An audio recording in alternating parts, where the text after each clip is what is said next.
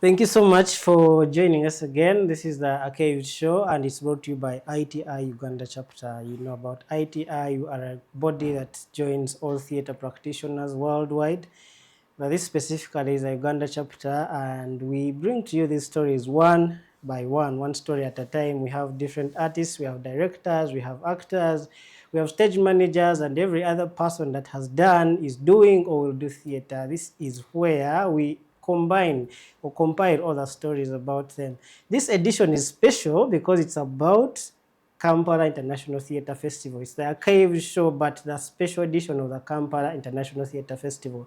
Talking about the Kampala International Theatre Festival, we have a lot of artists that have come from abroad, and there are some that are local.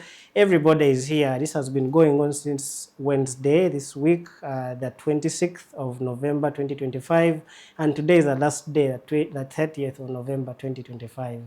Here with me is an interesting, a beautiful artist that has been with us in the festival, and I'd like us to talk to her about her story and about what she's done in the festival, then generally about her artistic life. Let me not untie any shoelaces that she has. Let her introduce herself to you. You're very welcome to IQ Show. Thank you. Thanks very much for having me. Thank you for coming through for the festival. Let our viewer know who you are and what you do. So I'm primarily a poet and a playwright, and I have over the past 5 years been writing for screen and writing TV and film. Most of my work is stuff that I don't perform in, so I write for other people to perform, and then occasionally I will perform my poetry or perform one-person shows and take them.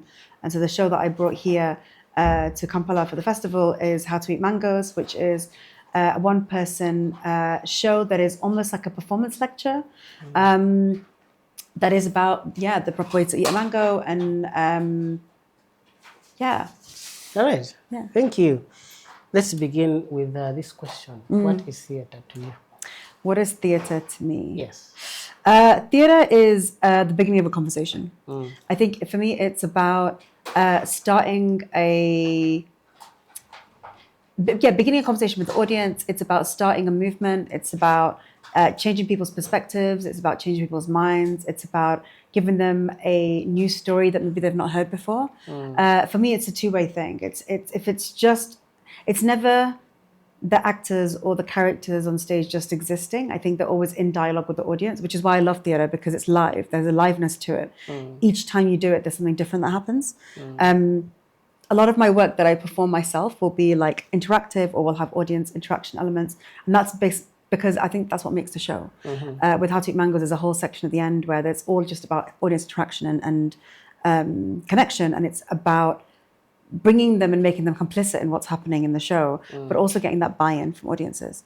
I think for me, my life is political. I'm a very political person. And so theatre for me then becomes an opportunity to be able to be political without, ranting and raving and writing essays, right? Because I think that's also a different kind of politics. But all of my work is political, with a small p political. So it's about social issues, things that really we care about, things we want to change in the world. Maybe not about like party politics and like, who's the prime minister? I'm not really bothered about that. It's more about like, how do we make our lives better, and how do we exist in a way that is helpful to each other and to society. Thank you so much. Talking about how to make people's lives better, and how theatre is a starter for conversation. Tell us how you got into theatre. What was the spark? Yeah, so I wrote a play when I was 16, which was based on a novel that I was writing at the time. And it was quite a dramatic thing about growing up in the UK and being a woman of colour and having racism and all that stuff. And that got selected for a reading at the Royal Exchange Theatre in Manchester. And then after that, I sort of let it go. I didn't really look at it. I went to university, I made some friends, and we ended up doing a show in a marketplace in a place called Leeds in the UK. And that really introduced me to live performance in a very different way. So prior to that, I'd written fiction, I'd written poetry.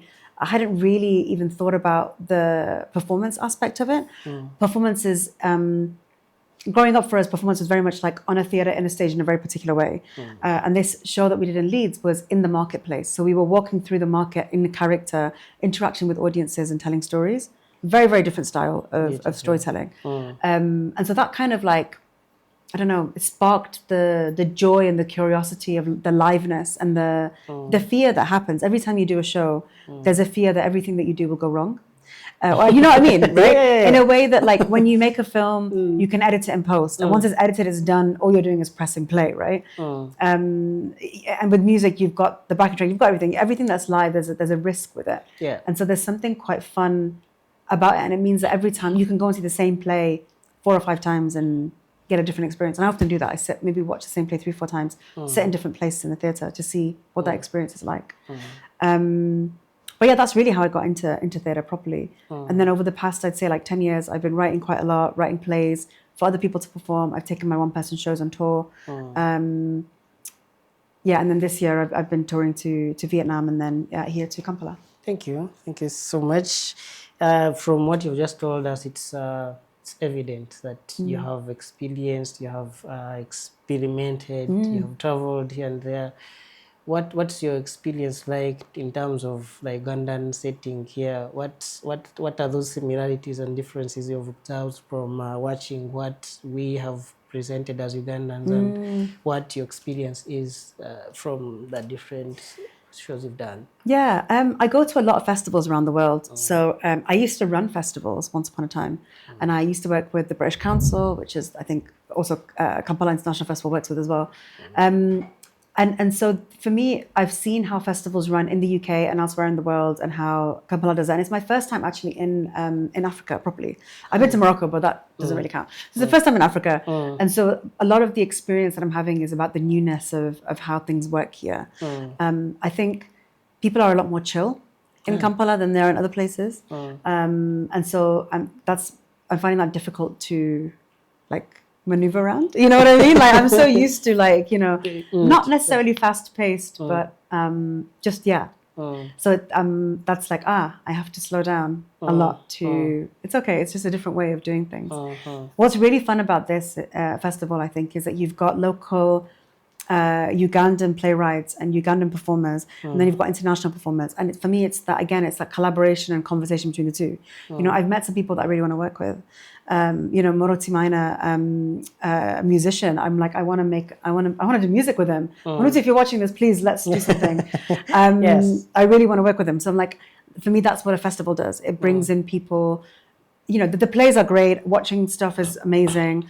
But for me, the meat of the festival comes from walking through, having lunch together, or, you know, waiting outside the show, or after the show when you debrief and you go, oh, I hated that, or I loved that. That's the best part of a festival. And that's what I'm always seeking, that community, that conversation, the potential for future collaboration. Yeah. Amazing. Talking about collaboration, I know that theatre is a collaborative thing. Yeah. What do you think are the opportunities that exist for theatre makers, or maybe for someone who hasn't joined theatre yet, to come and join us, or the ones that are already practicing? What do you think are those opportunities that exist? Yeah, I think theatre is, and always has been, like a gateway to the arts for a lot of people. It's an easier way for people to engage with as a performer, as a writer, as a director, in that you can do it on a very small budget. In a way that when you do film, you need to buy a camera, you need to have editing software, you need to have sound, and this and that. And then you need to screen it somewhere. With theatre, all you need is a room and chairs. If we wanted to, we could turn this space into a theatre. I could hire you to be an actor, or you could do it for free. I'd write a script, you know, my friend here would direct, and it would be all sorted. And so it's very accessible for a lot of people in those ways. And I think it helps you to understand your skill better. It helps you to understand structure and story better. And then you can go, okay, actually, I want to be a musician, or actually, I want to be a TV producer, or actually, I want to be a TV actor, or a screen actor, and a stage actor. There's an adrenaline rush you get from doing theatre as a performer, as a writer, and I think it's why, even though every time I do it, I'm like, I'm never doing this again. I do it again and again and again. I've been doing it for 15 years now. Yeah. Thank you so much, Afshan. She just told us all you need is a room, so why not doing theatre out there? We are still on the ITI show, and we are talking to Afshan, and she's one of the artists that have performed in the festival with her play, How to Eat Mangoes. This Caves show is brought to you by ITI Uganda chapter, And we are looking for everybody that is doing, has done, or do theater. These are opportunities for you to meet artists here and there. So we are a network that has everybody that is doing theater. It doesn't include only actors, it has directors, it has stage managers, it has scenographers, it has lighting people, it has sound people. So join ITI Uganda and you will get all those accesses, all those opportunities. So we are looking for you. Come to our offices at the National Theatre and you will get sorted. Afshan, back to you. What are those things that you had to, what are those issues or challenges that you have to maneuver to make it this far? I think to be an artist is not for the weak-minded. True. It's a very vulnerable thing. You're putting yourself and your ideas on a platform for people to watch and judge and criticize. And you also don't get paid very much for it, in the UK anyway. So there's you do it because you love it, and you do it because there's something that you're getting out of it in terms of that engagement with an audience or being able to get your ideas across. I think there's a lot of rejection in the arts, and you have to get used to that. You have to get used to putting yourself out there. Sometimes what happens is we have a script and we don't send it out anywhere because we're scared that it's going to get rejected. And then 5 or 6 years go down and we still haven't sent it out. And so what I do is I have a diary, and every once a week I aim to submit something. So I will send out a script, or I will enter a competition, or I will put myself out there at least once a week. And that's just to keep myself on track of getting used to the idea of being rejected and people saying no. And I'm not waiting for that one thing. Because the only way that I think you can make it as an artist, and whatever make it means, is by doing the random things that you wouldn't have thought would happen. I mean, I'll give you an example. I did a fellowship with Georgetown University for the Global Performance and Politics Lab in 2020. 2020 to 2021 was when it was initially supposed to happen, but then COVID happened. And so it was extended for another year. And I did it because I was like, I'm really interested in collaboration. I'm not really going to do anything out of it. I don't know if anything's going to come out of this. But through that, I met Princess, who's here, and Princess Zinzi Rosemouth Longo, who's bought and the girls in their Sunday dresses here at the festival. And she's based in South Africa. And so I've collaborated with her. I've met her a few times in DC now, in other places around the world. I met Adan El-Said, who I'm now co-writing a TV show with, and now we're writing a play next week in Turkey. I met Tra Nguyen, who is based in Vietnam, and I went to Vietnam in March this year and took How to Eat Mangoes there.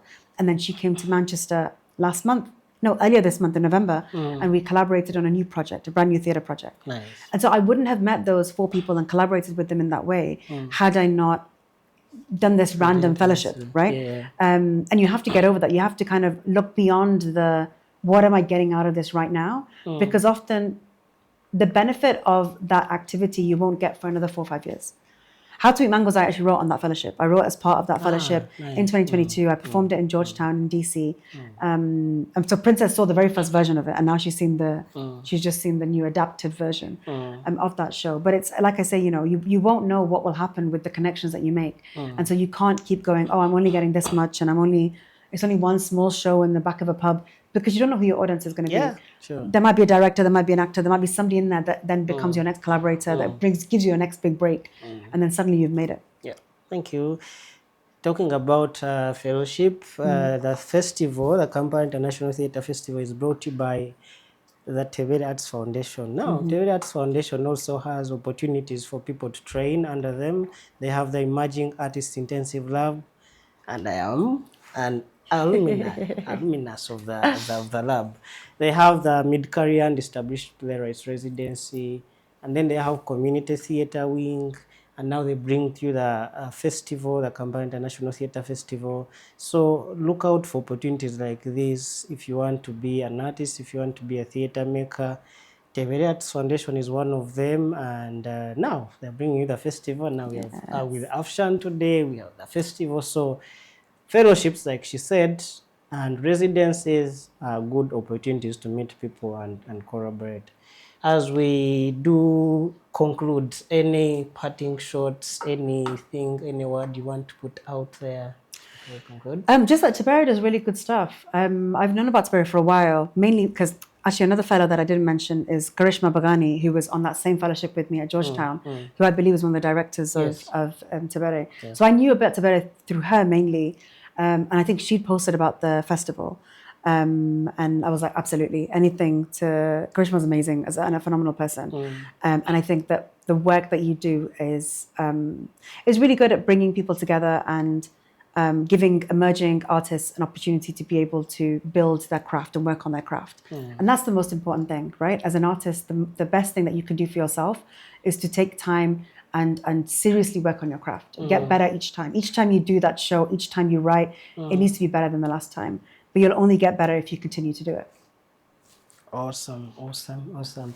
That is going to be it with the interview with Afshan. You never know, you might be the next artist we interview.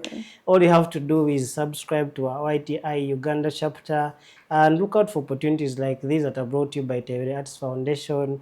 Maybe next time you'll be the one in the festival, or you'll be the one seated in a seat as we interview you. Thank you so much. Till next time.